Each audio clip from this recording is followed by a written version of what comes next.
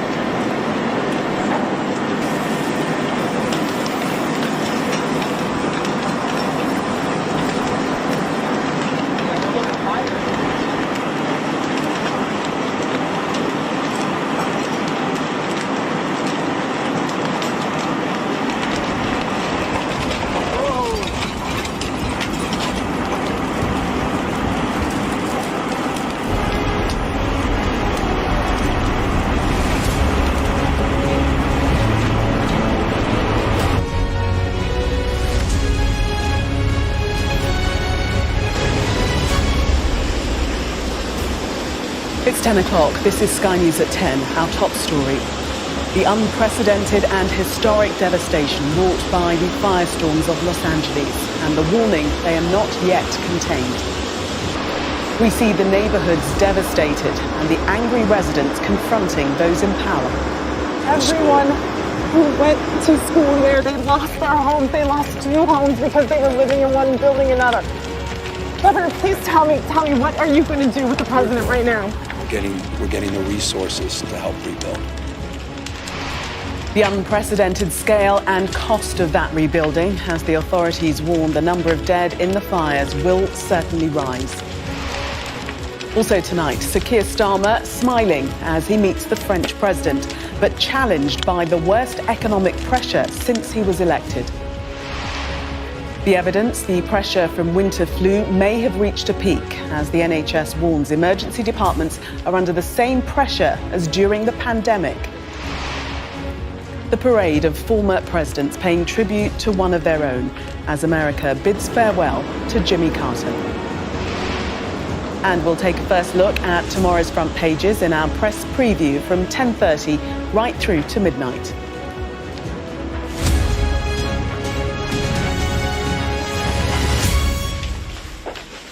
Good evening.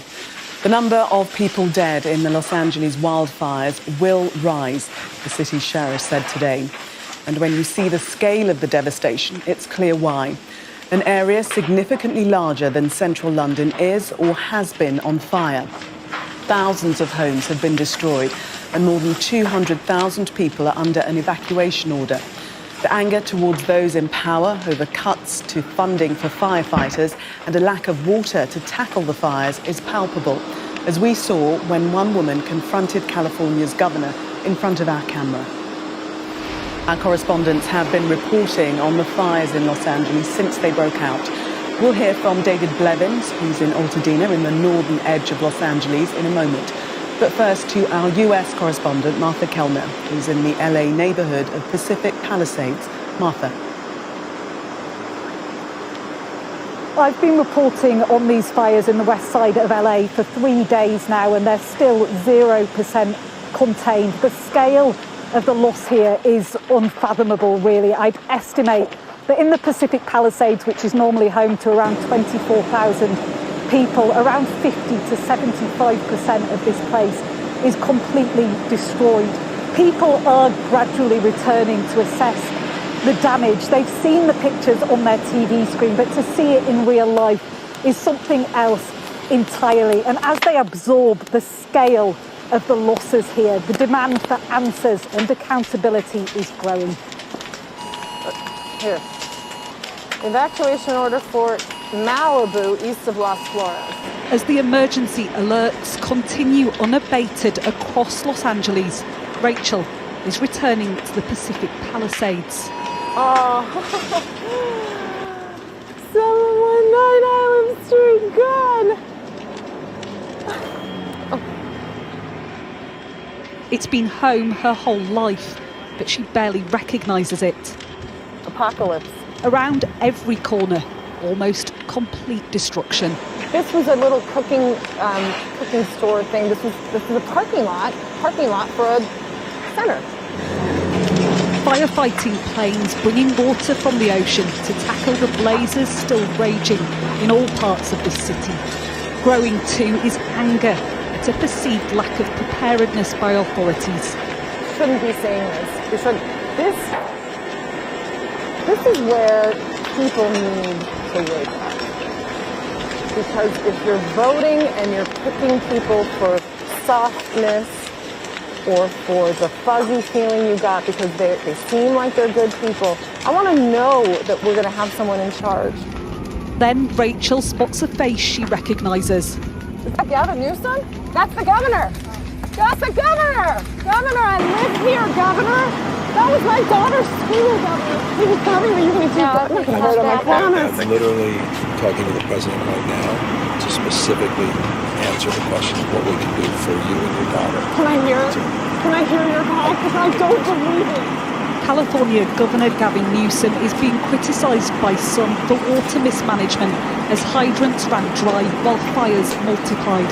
So we have to get celsius. So let's get it. Let's get it. I want to be here when you call the president. I appreciate it. I'm doing that right now. And it's to immediately get reimbursements, individual assistance, and to help you. I'm devastated. I'm so sorry, especially for your daughter. I have 4 kids losing the school. Everyone who went to school there, they lost their homes. They lost 2 homes because they were living in one and building another.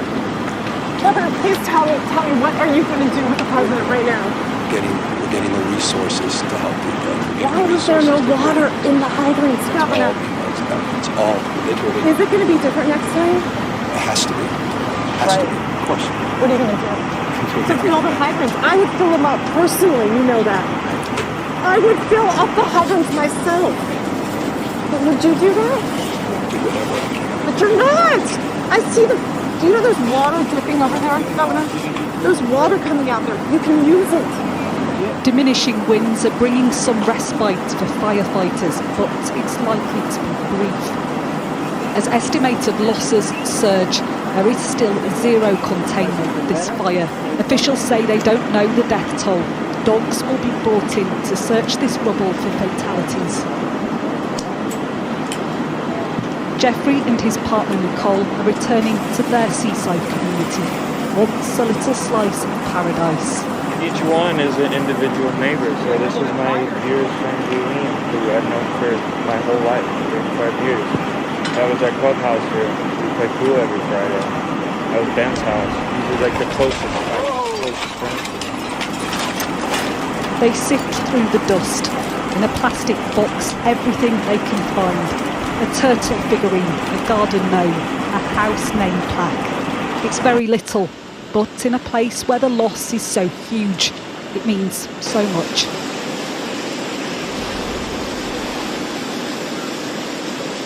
It's difficult to frame anything here as good news, but there are positive signs for the firefighters who have been battling for so long to get these fires under control and have now subsided, so those aerial operations have been able to resume. Every few minutes I hear a plane flying overhead here to douse some of these blazes that are continuing with water. The forward progress of these fires has also stopped now, so they're not growing any bigger at the moment, but the risk is still there, and winds forecast to pick up in the coming hours and days as well. Fatalities are likely to grow too. In addition to those 5 fatalities in the Eaton fire on the eastern side of the city, there have also believed to have been human remains found down on the Pacific Coast Highway, a road maybe a couple of miles from where I am now. So in addition to the huge losses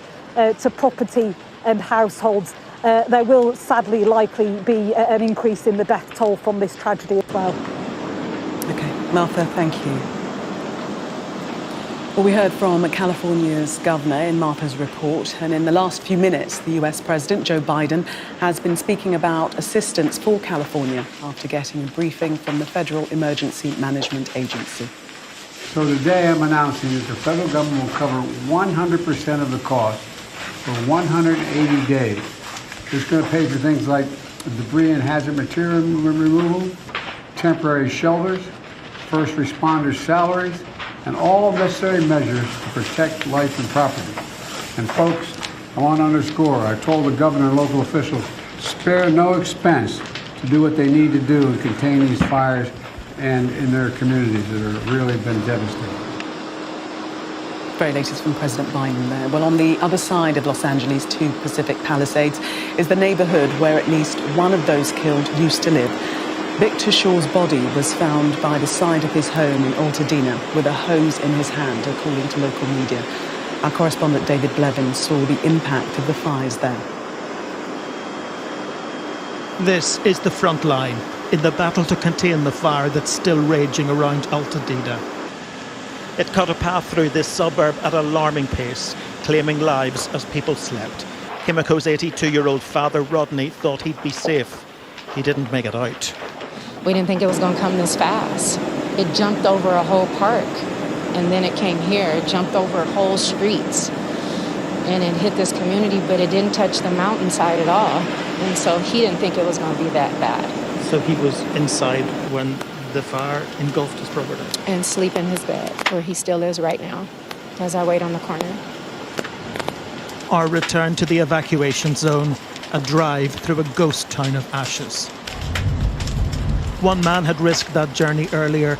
Everything's gone. But was too late to save his property. There's nothing left of the place Thomas called home for the last 37 years. Is it possible to put into words how it feels to leave your home and come back and find it in this condition? I just got off the phone with somebody, and as you can see, there's nothing left, and I've been here for about an hour and a half, and I don't want to leave. It's home. So I really can't put it into words. Anna's grateful her family survived this, deeply conscious that some neighbours didn't. I think it's really sad. I'm devastated for them. I'm devastated for us, but like I said, we each walked out with 2 pairs of clothing changes, and that's all that we have. They've lost everything to the flames, apart from a few treasured possessions. If you can see what survived back there, is my dad's sacred virgin. See it way back there? She's standing? I do. Mm-hmm. This area is closed. Monte Rosa Drive remains sealed off. This was home to one of the victims, 66-year-old Victor Shaw. The residents had just moments to gather a few belongings and escape the inferno engulfing their property. Victor's sister says she pleaded with him to go, but he refused, a decision that had tragic consequences. Amid the debris, they're struggling to comprehend the magnitude of what has happened here. You know, the things that's not replaceable is like the pictures. You know, you can't capture those moments again, but nothing's more important than having all of my family members alive. Everything that we know and love is gone. Not just this house, my whole city gone, man. The whole thing, like everything, my whole neighborhood, everything that I grew up to love and know is burnt up. This community had hopes for the future, but there's only despair now, and questions, lots of them. They're uniting to offer shelter and can't even begin to think about how they'll rebuild their lives. And David Blevins is in Altadena for us tonight. David, we saw some of the anger towards the authorities in Martha's report a little earlier, but also it seems some resignation. How would you sum up what you're hearing there tonight? Well, I think here they haven't yet had enough time to become angry about what has happened because they're too busy trying to come to terms with the scale of the devastation. We're hearing two things really, fear, and that's because there's still a very real risk to this community. Even a couple of hours ago, the Eaton fire extended over Wilson Mountain behind me, putting the community at risk again, and they know now how quickly this fire travels and how unpredictable it can be. The other thing we're hearing, of course, is despair, and how could we not be hearing it, because street after street, house after house now looks like this. It reduced to rubble, a few scorched possessions on the ground, people's entire lives having gone up in smoke in a matter of minutes. But there's a strange phenomenon here, and it is the fact that sometimes the fire jumps an entire house. If you just look next door, the house has escaped virtually unscathed, and on occasions the fire jumps entire streets and an entire street can escape. So it is a very strange experience to drive through this community. You've heard many people say in the last couple of days that it feels like the set of a disaster movie, but for the people living here, who we've seen in tears even this evening, this is reality. Indeed. David, thank you. The area the fires have burned through is huge, more than 45 square miles, or an area that would cover the city of Cardiff. Much of that is some of the most expensive and exclusive housing in the world, the homes of names famous across the planet. Our data and forensics correspondent Tom Cheshire has been looking at the impact of the fires and who has been affected. The intensity of these fires on the ground is terrifying to see, and even more so when you realise just how huge the area consumed by these flames is. Now, this is the situation in Los Angeles as its residents woke up on Thursday morning. Thousands of acres ablaze. Now, some of these, like Woodley, are under control, but that is only 30 acres, whereas the Palisades fire, the big one, is still classified as an active firefight, and that covers more than 17,000 acres. And the devastation is on an epic scale. Now, this is Altadena, an area in North LA. This is what it looked like before. But the firestorm has come and it has gutted entire neighborhoods. Have a look at that. And this is a different view captured by satellite again, but now we're looking at infrared. What this is measuring is how hot and intense these fires have been burning. If we go to the Pacific Coast Highway over to the west, now again, this is what it looked like before the recent fires there on the beach, and this is what it looks like afterwards. Buildings burnt, the smoke still billowing. Or we can take the view from the street. We're going back to the Palisades. Again, this is what it looked like before the fires, the view from the street. And this is what it looks like after the fires have ripped through. It is utter devastation. Now, part of that is how quickly these fires have spread. What we have here is Sky News analysis of infrared imagery. So effectively, we're looking at heat again. You can see how these fires grew at the same time in two separate locations for those really big ones. Now, LA is, of course, home to the stars. The fire is sweeping through whole areas, no matter how exclusive the neighborhood. So in Malibu, the homes of Paris Hilton, Billy Crystal and James Woods have been destroyed, along with hundreds of others. And other celebrities live close to the zones. Here in the hills, you've got George Lucas, Beyonce and Jay-Z, and Jennifer Aniston. Or in the area of another fire in Sunset, the home of Winona Ryder, Charlie XCX and Charlize Theron, under threat, as is the Hollywood sign itself, as are many, many more houses. Because there really is nowhere these fires do not touch. For comparison, this is a map of London. And this is what it looks like if we take the combined fire areas and superimpose those on top. You can see just how big it is. So in all, we've got 27,000 acres that have burned so far in LA, around 118 square kilometres, and the fires still continue to rage. In other news, at a time of huge economic pressure on a relatively new Prime Minister, you might think that the re-emergence of the predecessor, who'd repeatedly accused of crashing the economy, would be a relief. But Liz Truss wasn't the only person questioning the government's competence today. So was the Conservatives' shadow chancellor and, it seems, the financial markets. Sir Keir Starmer himself was meeting the French leader, President Emmanuel Macron, tonight. Our deputy political editor, Sam Coates, reports. Keir Starmer and Rachel Reeves in the comfort of opposition. The narrative back then was easy. The Tories have crashed the economy. They crashed the economy. They've crashed the pound. Whether she was named or not, the target was obvious. Liz Truss crashed the economy. Today, a surprise counterattack. The ex-Prime Minister turning the tables. Rachel Reeves has pushed this country to the brink of economic crisis. Lawyers for the former Prime Minister have written to Keir Starmer complaining about his claims that she crashed the economy. Of those claims, the letter says, their publication is not only extremely damaging but also grossly defamatory and indefensible. Repetition by you of the defamatory statement has caused serious harm to our client's reputation, and calls on the current Prime Minister to immediately cease and desist. There's a significantly greater challenge to the government's economic narrative unfolding.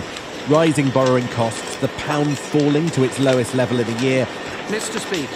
An unusual evening statement from the Treasury on Tuesday suggested a spending squeeze could be coming.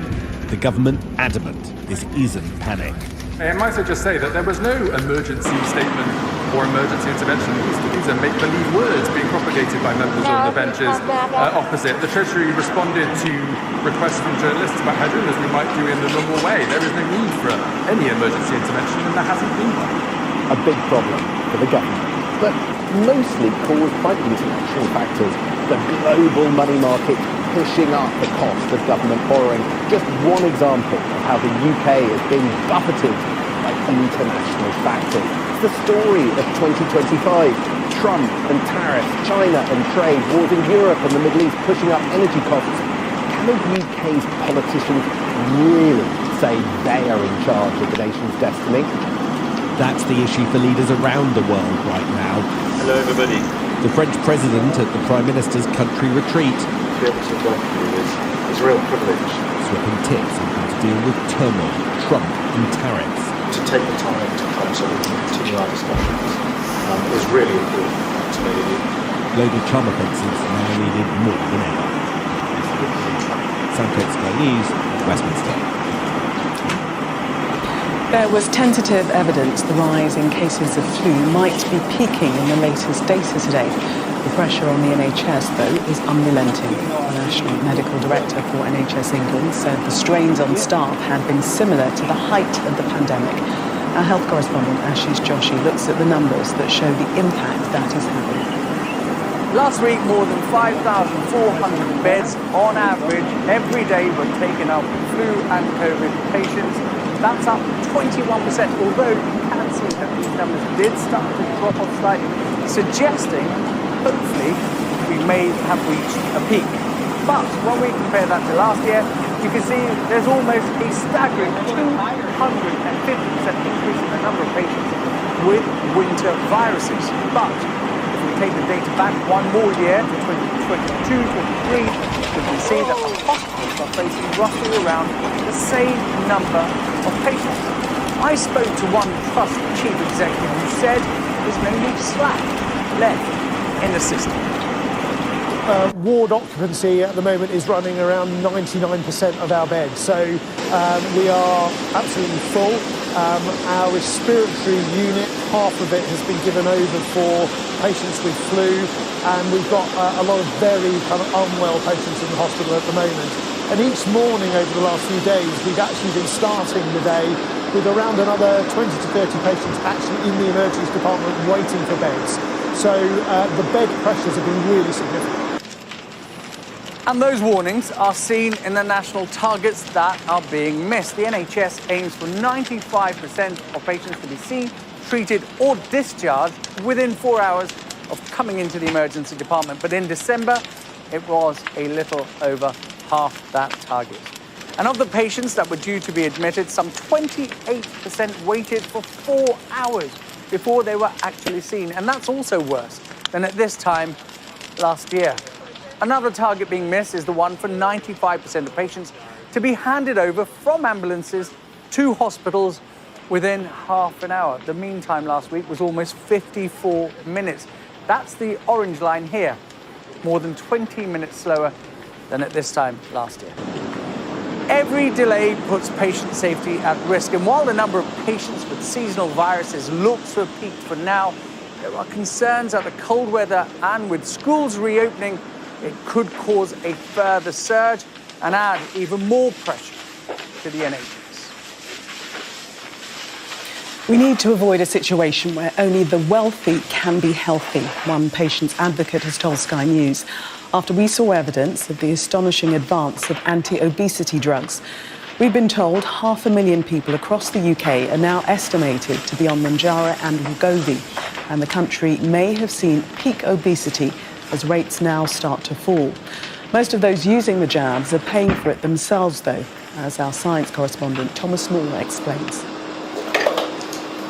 Paul and Angela are now far from obese. Since starting weekly injections of a drug called Mounjaro, they have lost several stone. I think this is the last dose on this one. Paul is no longer on the cusp of needing diabetes medication, and the agonising abdominal cramps Angela had suffered several times a week as the extra pounds tugged at scar tissue from previous stomach surgery have all but ceased. But the transformation in their health has cost them around £300 a month because the NHS wouldn't fund them. It was very frustrating to be told no, and especially from the medical professionals, come and live in my shoes and see how it affects me, and then tell me I'm not worth the money invested in. If we can stay healthy longer, and it's our weight that dictates how healthy we are, then it's definitely worth it. Many others are making the same calculation. This online pharmacy had to build a walk-in fridge just for weight loss jabs, but this stock will last only a few days. They prescribe to 400 patients an hour. The narrative has really shifted in the last few months. People are recognising obesity as a lifelong chronic condition. I think people are really changing their attitudes towards it, and I expect that from next year onwards we're going to see another huge surge in growth. According to the pharmacy, 500,000 patients in the UK are currently using Mounjaro or Wegovy privately, losing on average enough weight over 6 months to no longer be classed as obese. On current trends, that means by the end of next year, 1.5 million adults will have reversed their obesity. Tantalisingly, we could be at peak obesity in Britain. So many people are now taking effective weight loss drugs, but rates could soon begin to decline. That's despite the slow rollout on the